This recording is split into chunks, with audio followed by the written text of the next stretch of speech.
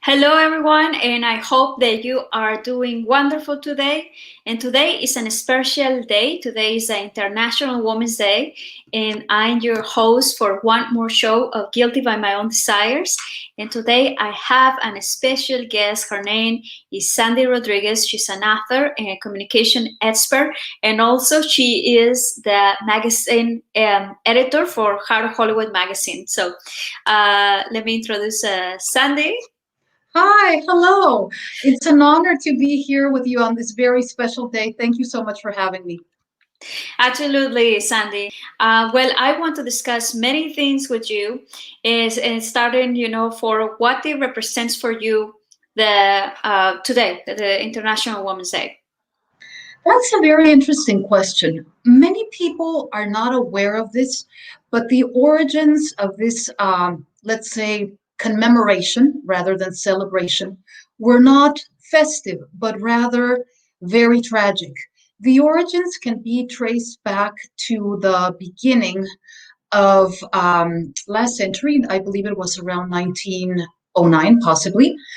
And what happened at that time was that there was a protest carried out by garment industry workers, which affected, there was an issue with these workers that was affecting women in particular. And shortly after that, there was a fire that actually, it took the lives of many female workers. So certainly those origins are anything but festive. However, as the years have gone by, there has been an additional layer to what International Women's Day means. It's not only a time for reflection and a time to take action in regard to things such as salary parity, gender parity, and issues of that nature. It can also be a time, definitely a time, to celebrate the achievements of women in different industries, different fields, women that might have overcome challenges, and so on.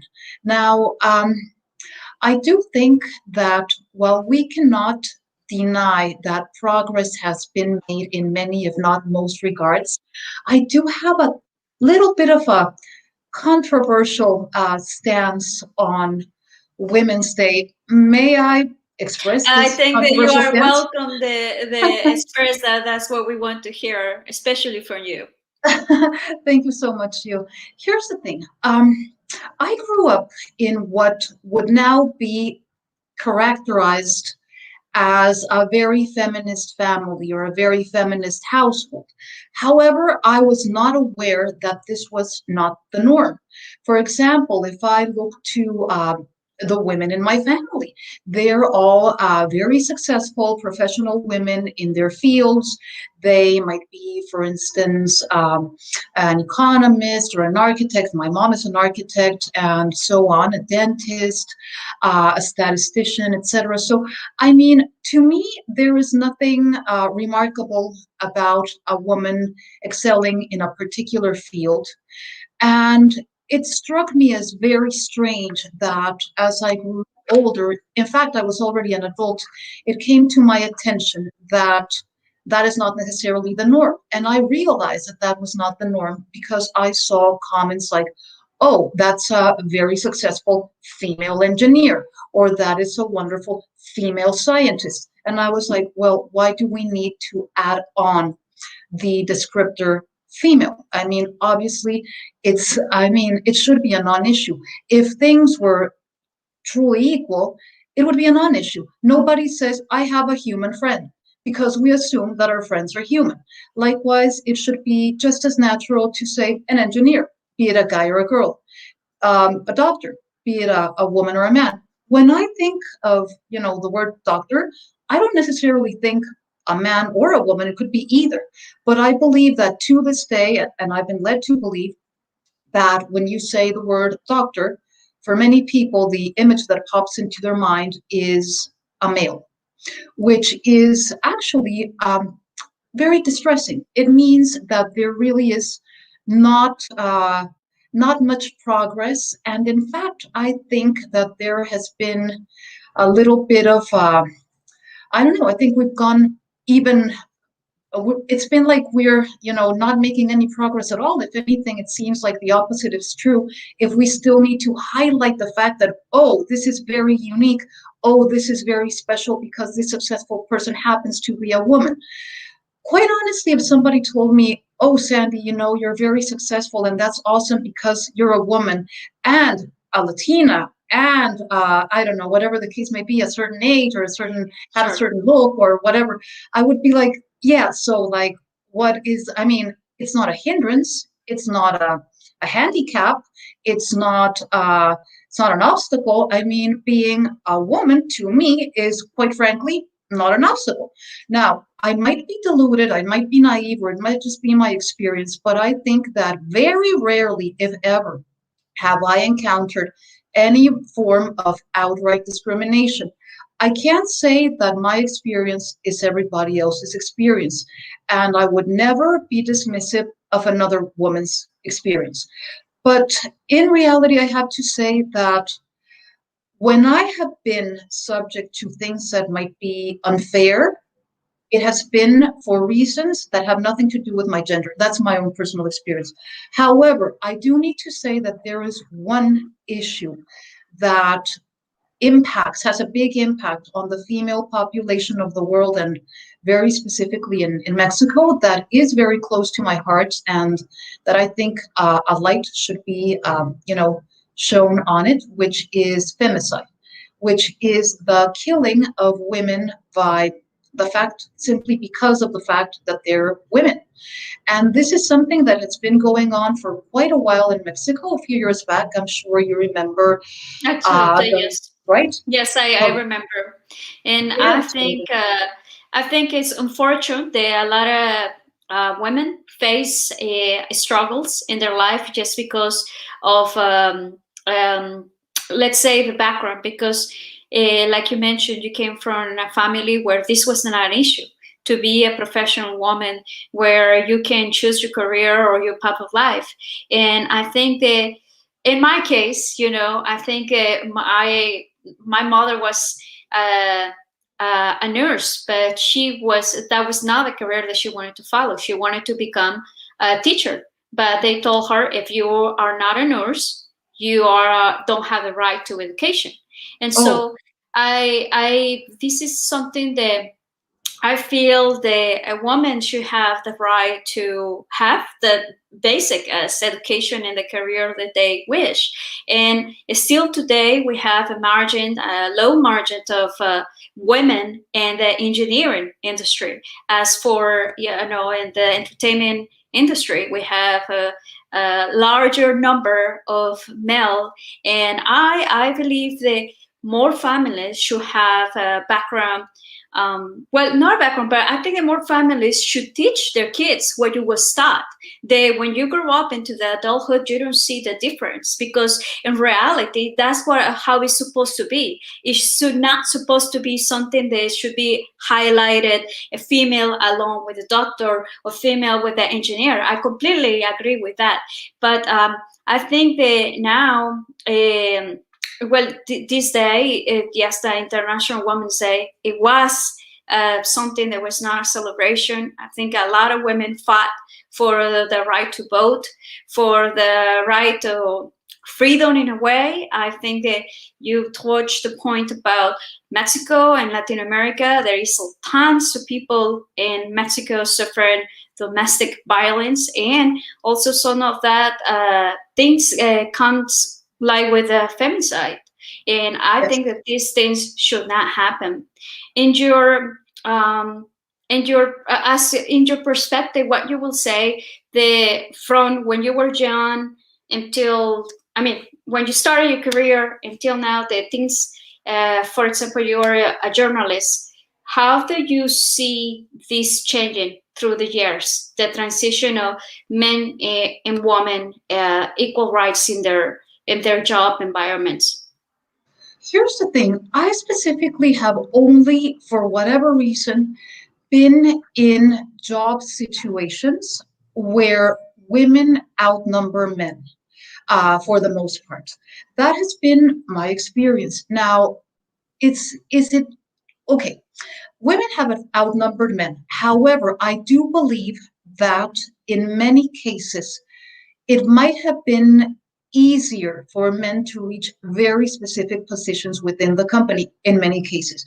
And also, I wouldn't say that this is necessarily so because I don't know this for a fact, but I do think that overall, most men were possibly paid more than most women. Now, let me tell you my own personal experience. I would say that, okay, when I was probably at the height of my career, I became a mom.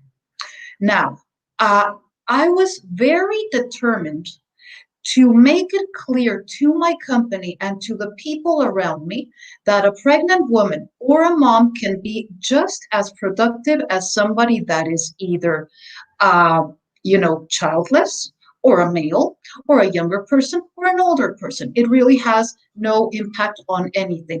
I would say that throughout my pregnancy, that was the time in my career that I was working the longest hours and dealing with the most difficult of circumstances.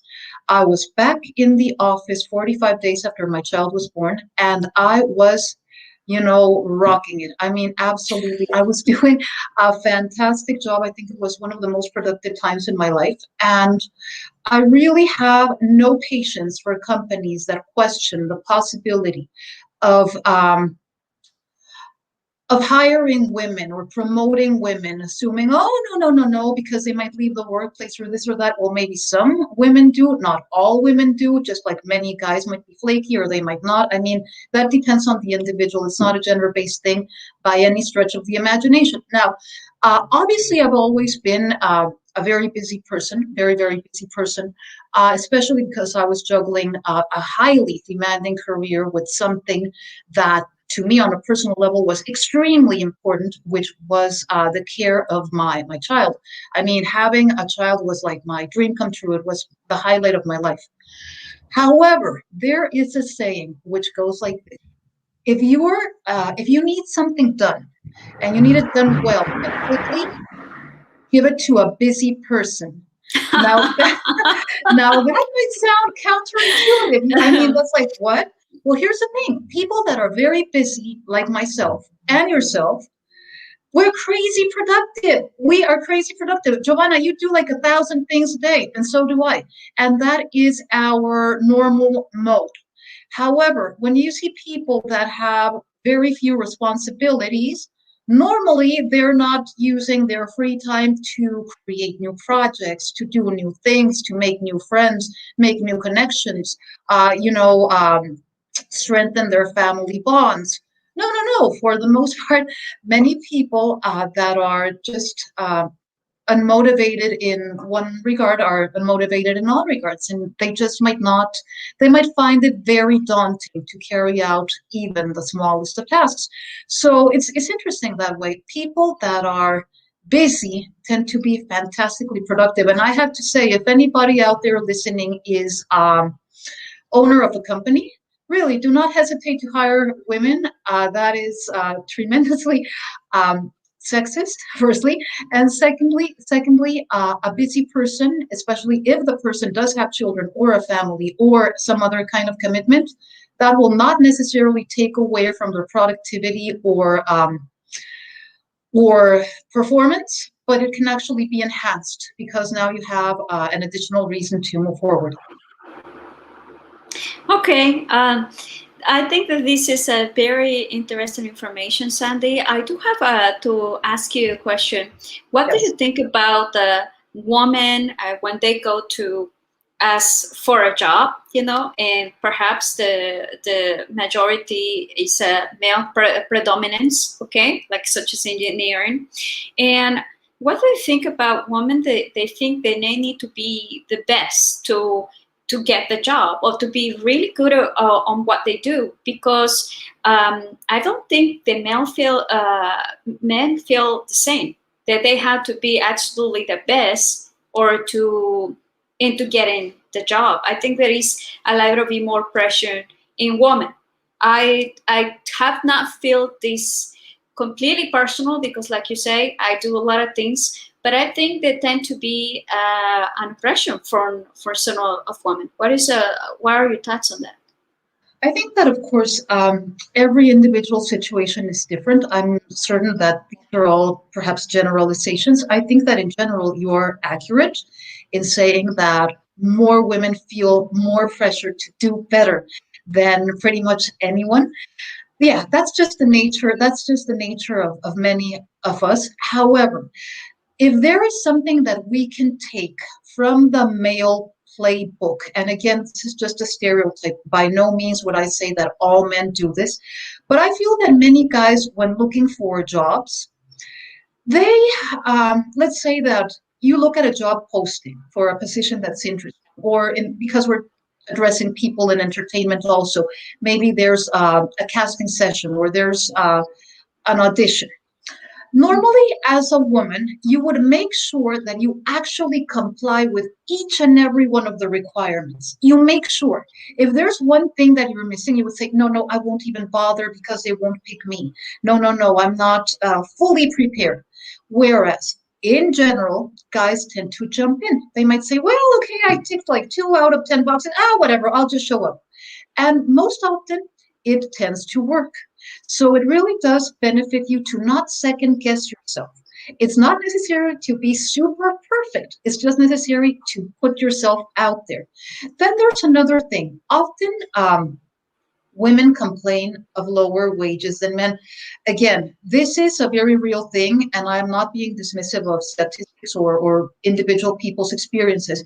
But oftentimes it does happen that men negotiate more aggressively than women. And again, this is entirely playing into stereotypes. I know women that are fantastic negotiators and men that are very hesitant. But overall, I mean, across the board, I think people of both genders should be very, very able or become more capable of negotiating whatever it is they need in terms of salary, and salary is not available to them, maybe perks, maybe a specific schedule, maybe something. Feeling confident that what you're bringing to the table is worth enough for you to negotiate whatever it is that you want, be it a specific salary, be it a specific perk, a specific thing that you need, and oftentimes you do get it. And if you don't get it, that's fine, but at least you gave it Well, right? I think that the what you're saying is very important. The factors the every man and woman should have. They should feel confident about their selves and what they do, and they when they go and pursue something, I think that they don't have to have the barrier, because I think they also to recognize this day of the International Women's Day is also to break down barriers, Yes. and break down the stereotypes of things that is not a woman against men. It's like trying to find an equal balance and self-confidence about ourselves as a woman. And Yes. I do believe that this is very important. And talking about self-confidence, I know that you are promoting your book, Choose to Prevail. And I think it's a great book that can help many women and men out there. And so, but I would like to know about how it's going for you right now, because I know that, I mean, the reviews on Amazon's and everywhere are very, very highly of your book. And how do you feel? Because this was also a challenge for you. Well, yes, yes, it was a challenge. It was a challenge in many regards. The book that Giovanna is mentioning is this book that I have over here for people that are watching us right now. It is a book that is called Choose to Prevail. It's a motivational book written in a very conversational manner, so much so that the reader often describes the experience as sitting down to coffee or sitting down to a glass of wine with a friend, maybe a beer, just hanging out with a friend and discussing different things. And the Or purpose of the book, coffee. or coffee, exactly. So the thing is that the reader, I trust that the reader will feel much more confident and much more at peace once they have completed reading the book. Now, let me tell you, you mentioned that there was a bit of a challenge in the actual completion of the book. And there was, because again, as we were mentioning, much like yourself, I'm a very, very busy person, but I managed to actually complete it. And the thing is that when it was finally published, which was late last year, as everybody knows, we were in the midst of a pandemic. And of course, I had dreamed of having like a big launch party and a book signing and all kinds of, a book tour, all kinds of in-person events. But because that was off the table, I was actually able to do something different. Heart of Hollywood, Giovanna's company, was kind enough to help me put together a virtual event that was much more elaborate than pretty much any other virtual event I had seen up until then. It was a book launch, but it was shot like a TV show, a regular TV studio set. We had a couple of in-person guests in a very COVID-safe manner. We also had international guests from Mexico and Canada. And overall, it was a very thrilling experience. I was able to have an event, a virtual event, where, well, I mean, it was everything that I could have hoped for in an in-person event, only it was virtual. So that was wonderful. Well, I think that was amazing. I think the overwhelming positive feedback, not just from the guests or for the audience, but from another book authors out there. So that was a very positive for your book, and they just continue going on with the reviews. I want to know what you will tell for women, how they can, if you can share some messages for all women out there, because obviously you have a career and a background that we can learn a lot from you, because like you say, you come from a different background, I come from a different background, my perspective is different, and so sometimes you need a strong woman like yourself. They share your knowledge for someone that perhaps has been in a way not as fortunate, and I think they or not seeing things as positive as it should be, and equal rights for the women. So what would you say? Well, let me tell you, I think there's value in many different types of upbringing. Sometimes when I go online, I have seen this one particular meme several times. And it's interesting because what it says is something like, let's teach our daughters not to wait for Prince Charming or not to dream of a wedding, but to dream about being their best self or I don't know, a doctor or whatever the case may be. So, I mean, I understand the sentiment behind that meme. And certainly, I mean, yes, I mean, waiting around for Prince Charming or something. I mean, that's, well, I don't know, that's a little bit strange to me. But on the other hand, Yeah. I was pretty much, I suppose, taught the opposite, and I can't say that it's necessarily better or worse. I know people that are, let's say, for to use a very outdated term, housewives, and they're extremely happy and fulfilled in many ways. So there really is no particular life path that is better than another. I think that the main thing is that you do whatever feels right to you. Some people are very happy working in certain fields. Some people are very happy in other fields. Some people are happy not working. Some people are, I mean, it really varies. It varies. I think that number one that we should do as women, regardless of what we're doing, is to Firstly, stop being overly critical of other women's decisions. For instance, I think Yes, I love that. I think that there's tremendous judgment, for example, between working parents and non-working parents, more to the point, working moms and non-working moms. Maybe as a whole, and again, I'm being very general here, maybe working moms might assume, oh, the mom that stay at home mom, she has no life, she's probably bored, she's probably, very dull or boring, or maybe she's very sheltered or entitled. And maybe that's not the case at all. We really don't know the whole story, and it varies person by person. And the other way around, the stay-at-home mom might say, oh, the working mom is neglectful, or a bad mom, etc. And they really don't know. They have no idea about what's going on. So thing number one is to not be critical of other people's choices.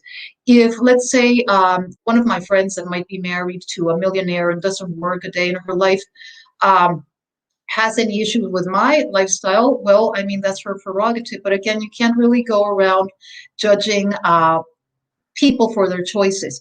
I think that if somebody wants to, if their life or what they want to do out of their life is tend to a husband, that's fantastic. In fact, if I found the husband of my dreams, I would be more than happy to pamper the man like crazy. In fact, I read these things also, like the manual of the perfect wife from the 50s or something, and they say, bring him his slippers, bring him a pipe, make him a cocktail. And every time that is posted online, there's an uproar like, oh, that's terrible, oh, that's awful. And I think I would love that. I would love to have, my dream husband that I could, make a cocktail for and bring him his slippers. It's I mean, there's value in every lifestyle and there's value in every decision. But going back to not being critical of others, here's the thing. Even though you, me, and many of our viewers are women, it's important to view ourselves and the other women as individuals. Perhaps not letting gender play too much into the equation. For example, I see that some people walk into a party and their focus is other women. Is she prettier than me? Is she smarter than me? I mean, who cares? That's a non-issue. That's a non-issue. It's not important.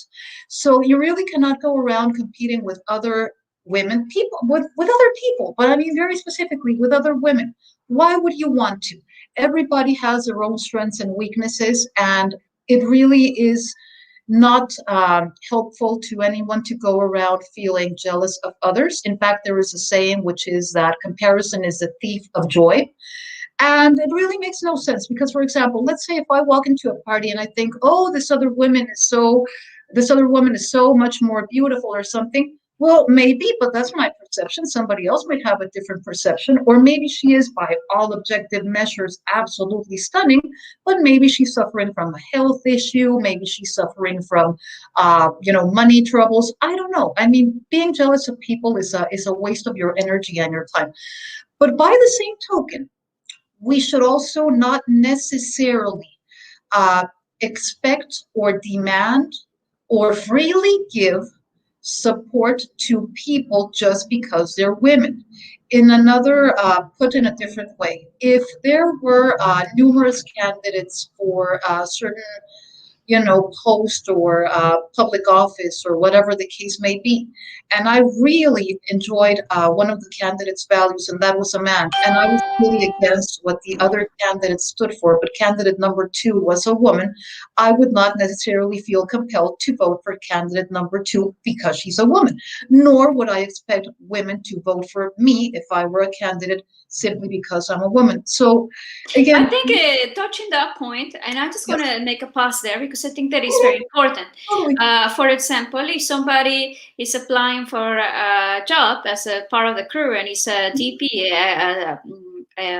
a director of photography, okay, not because it's a woman, I'm gonna hire the woman if she doesn't have the talent or the experience to perform the job. So I think that that's very important because it's not for criticize, but I've seen out there, like for example, this crew is only for women and women only. Well, I don't think that we should put because of the gender restrictions in the workplace of what it can be achieved just because they're women or male. I think that I completely agree of what you're saying, that we need to avoid to just because he's a woman, we are going to help her, or just because he's a man, we are going to help him. So it's not about that, because and then we can't progress. And I think that what we're trying to do every year in our society, or at least that's what I think, is to find a little bit more of progress and both sides. And what would you would say about how we can uh, move forward as a society between having a balance with men, women, and all that, Well, I don't know if you remember, Giovanna, that there's this show that has been popular over the years, and there are many versions in different countries. It's called Big Brother. You know the one I'm referring to? Yes, Big yes. Brother, people, on camera all the time. Hmm. Okay, so there was one of the many incarnations of Big Brother that my younger brother and I used to watch. I mean, it wasn't like we were obsessed or anything, but we would catch it on occasion. And what we discovered and realized is that any scene or any lengthy scene where only women or only men were shown tended to be very boring, very, very boring. And it's also a fact, there are statistics that in groups where you have gender segregation, and you can think of examples yourself, be it the military or prisons and so on, certain boarding schools. When you have gender segregation, things are likely to get a little violent.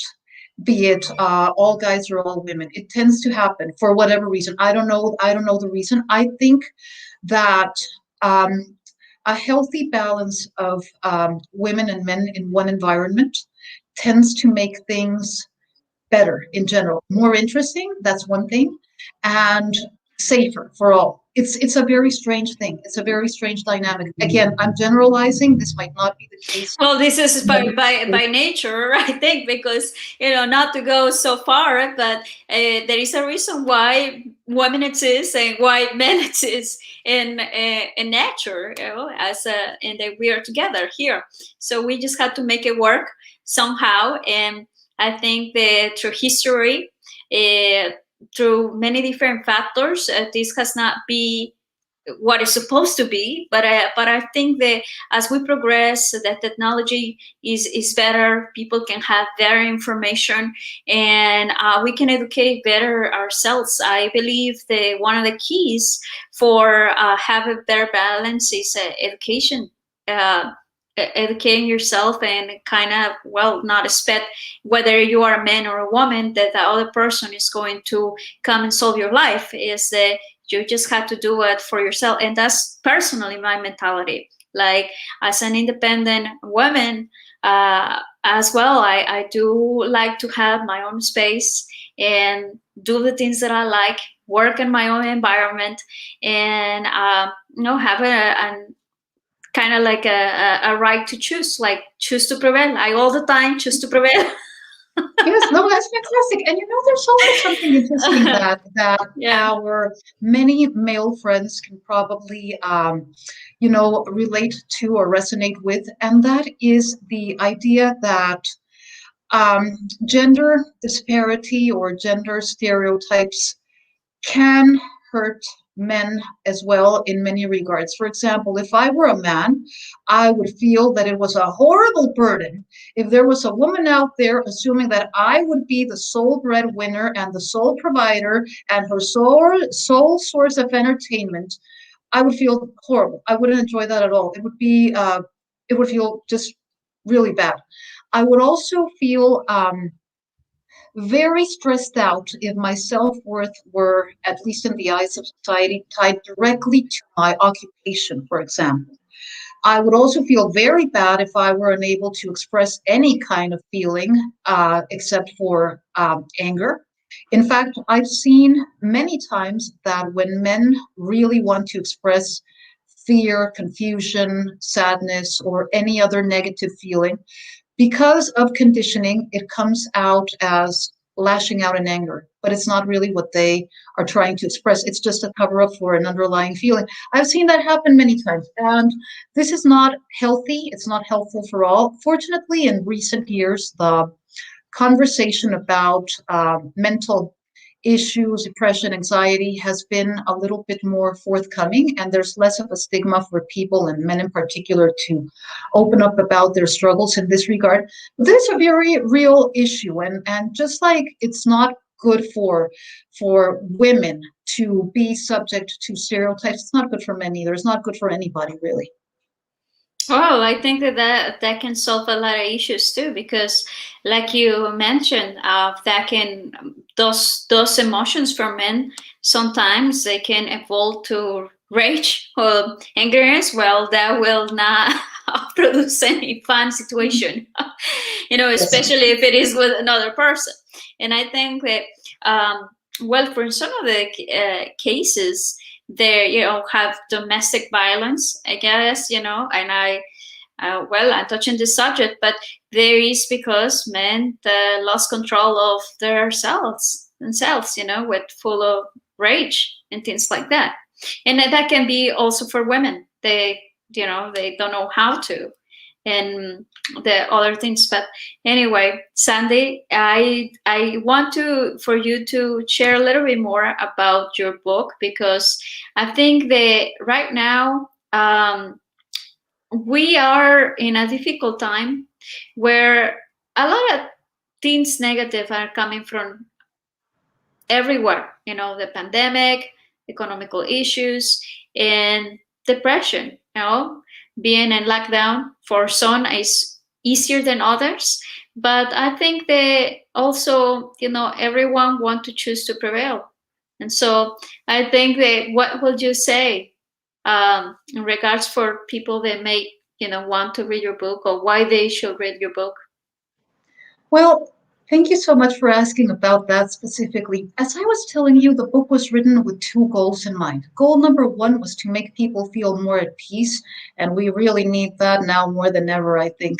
And also to feel more confident. When I say more confident, I don't only mean more self-confident, but more confident in the fact that the future will be okay, that we have more control and more agency over the future and what happens to us than we are led to believe.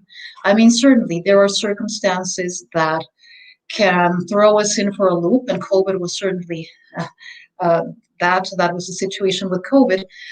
But here's the thing, regardless of circumstances, there are many things that we can do to change our own perspectives and to change our environments or what's surrounding. So the book offers suggestions, both more mystical and more practical, um, to deal with difficult situations. I included a chapter very specifically on how to deal with being alone.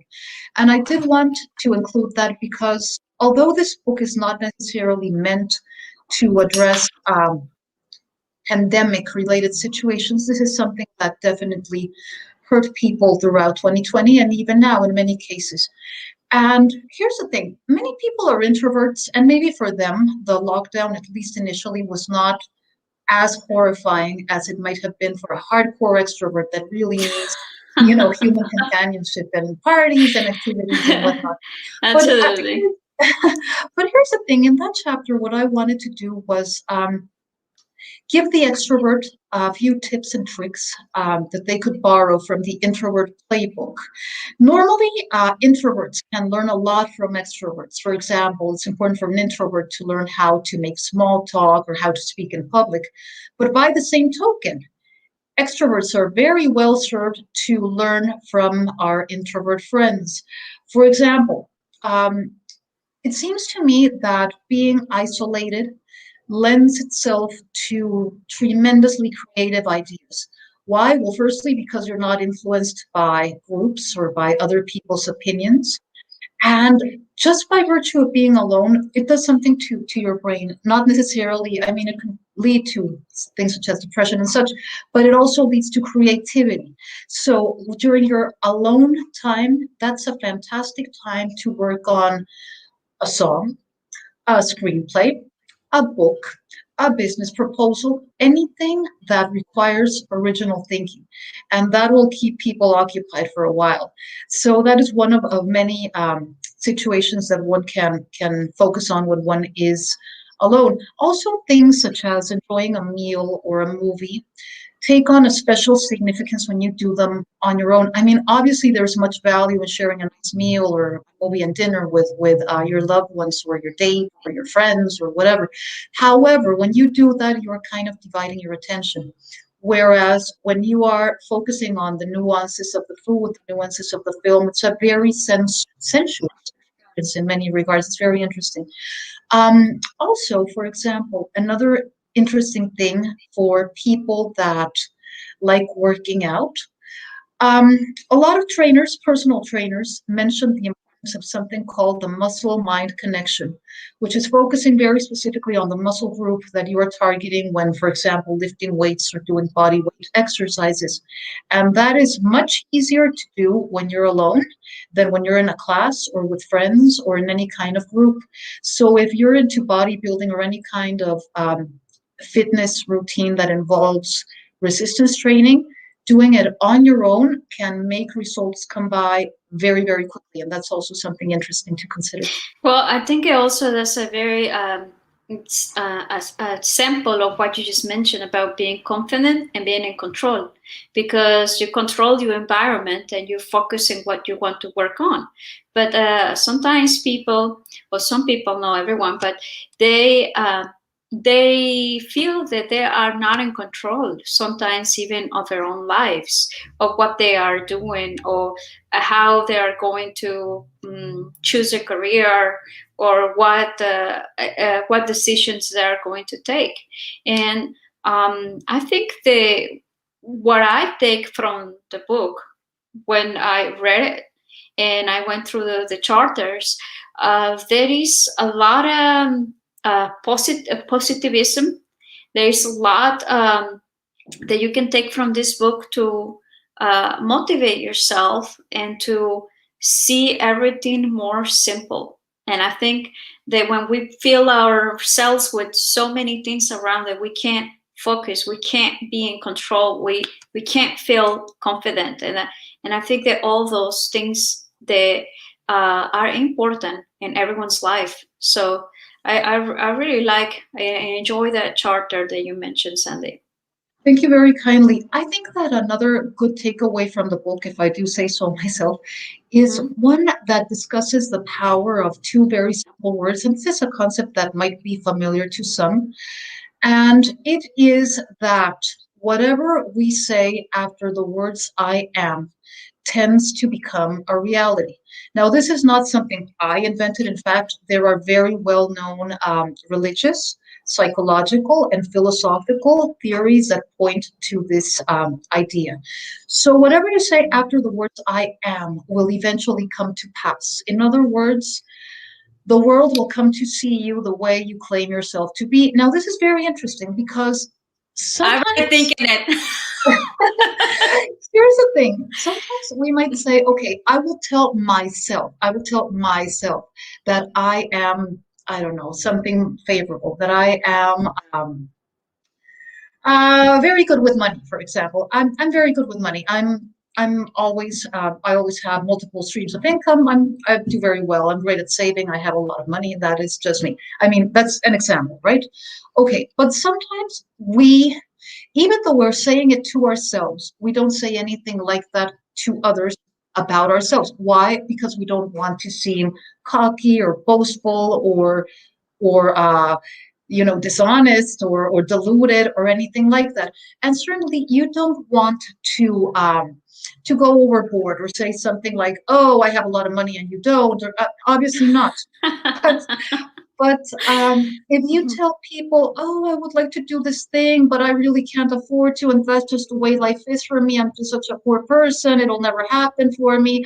Every day is a struggle. I'm living day to day. I'm living month to month. I mean, that is also not helpful at all, because even if on the inside we're saying I'm doing well, the fact that we're telling this to people is really, really, really not helpful.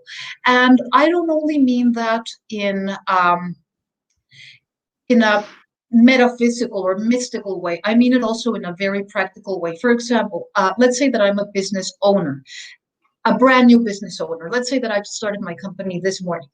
I can tell myself I am a business owner. I'm a fabulous business owner. I'm a successful business owner.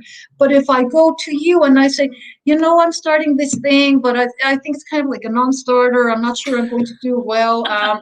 Would you be inclined to work with me? You would say, No, okay, well, no, no. you But would not maybe really. later, maybe you can. Maybe I will say, do a business plan, or maybe you can Yes, structure this thing this way, and then when you have a more compelling yes. proposal, and then I will be able to look at it. This brings me to a memory Uh-huh. that not long ago, actually, it was a couple of weeks ago. I have this person making a schedule with me because he wanted to discuss a partnership with modeling and all the stuff with his own company. He told me, that he was interested. Nevertheless, it was quite strange because we follow up, we have the conversation, and then he didn't have anything. He didn't have a business plan. He didn't have one model in the company.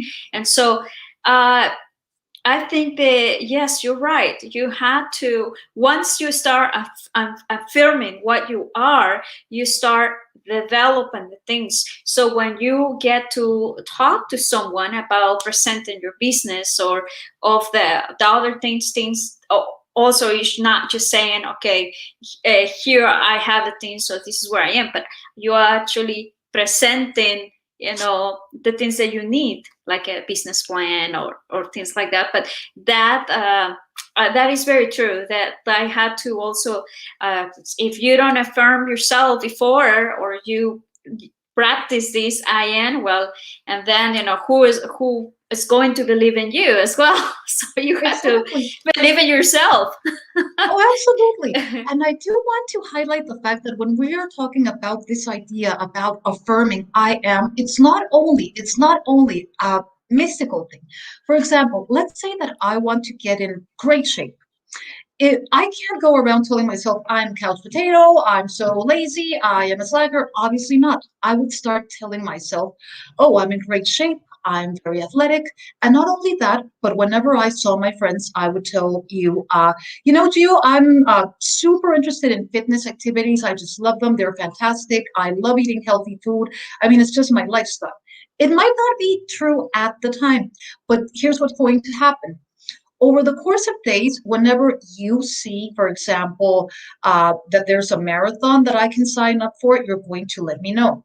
Or if you discover a new all organic restaurant, you're going to invite me there. Now, because I'm also going to be, responding to you and talking to you on the phone and writing to an email to you about these healthy activities that we're doing. Maybe we're going to plan a whitewater rafting trip or all kinds of these outdoorsy athletic activities. Now, what's going to happen, and this is a little controversial because I know a lot of people hate to think that their devices are spying on them, but there is an upside. If I'm going around saying, I'm very athletic, I'm very athletic, I'm very outdoorsy, I'm in great shape, I love fitness, it is my hobby, what's going to happen really is that my devices that are most likely spying on me, okay, all of a sudden I will be presented with ads for running shoes, ads for beautiful leggings, ads for sports tops, or I don't know, different kinds of 5Ks that I might want to sign up for, or fitness classes, or cycling classes, on in special studios, and all of a sudden I'm I doing will see, great in my yes, fasting. so all of a sudden, I have all information, all of these invitations for fitness related activities. And if I had not done that, if I had just gone through life saying, oh, I am a slob, I am a sloth, I am, so lazy, I'm a total couch potato, I'm so out of shape, I would only be getting invitations to, I don't know, eat cheese curls on the couch. Maybe I would get ads for movies, bunny slippers, like things that are not in any way bonbons, things that are not in any Well, I way guess this is what driving me to creates the law, exactly. the attraction. Yeah, yeah, You are attracting all those things that you say that you are. So exactly, yes, I think that I am, and then make sure that the next work is positive for you. Only exactly. But attract the things that you want. right, but it is very interesting because I mean, I'm not denying flat out that there's any actual magical component, but there is a very, Sure. very practical, very, very tangible, outcome. When you start claiming yourself to be a certain way, things really do fall into place, and it's very interesting. I encourage everybody to give it a shot. Well, I'm sure that for today there is a special day. This can be great for all the women out there and men to start putting in practice I am, and then the next word to be positive. Yeah. Or things that you want to do. But anyway, Sandy, thank you so much for sharing your points, your perspective about the International Women's Day, to share about your book. There is always a true and deepest admiration that I have for you. And I want to ask you, do you want to share any message for all the audience seeing us today? I do. And this is my message. So, the book is doing well. Once again, here is the book. Feel free to get it anywhere books are sold, including Amazon. Or if you want a signed copy, please go to heartofhollywoodmagazine.com. Also, if you are interested in being a part of a new video series that Heart of Hollywood will produce based on the book, please look for information also at heartofhollywoodmagazine.com. At this point in time, a panel is busy selecting guests that will be joining me to discuss challenges that they have overcome. These will be challenges big and small, maybe related to health, finance, family, romance, career, any kind of challenge that you have found a unique way to overcome. If you have a story of that nature, we would love to have us to have you join us. Well, absolutely. So there you go. This is your opportunity to be in one of the episodes for Choose to Prevail. And you can go and find information at heartofhollywoodmagazine.com, or once we post this interview, the links will be there for you can contact us. And if you want to participate, I will strongly suggest you to do it, because this is going to be one of a kind show. And I can't wait, because we also are going to stream it in our Heart of Hollywood streaming platform, Heart of Hollywood Cinema. So it is going to be amazing. So thank you, Sandy, and thank you all of you for watching this interview today. Bye-bye.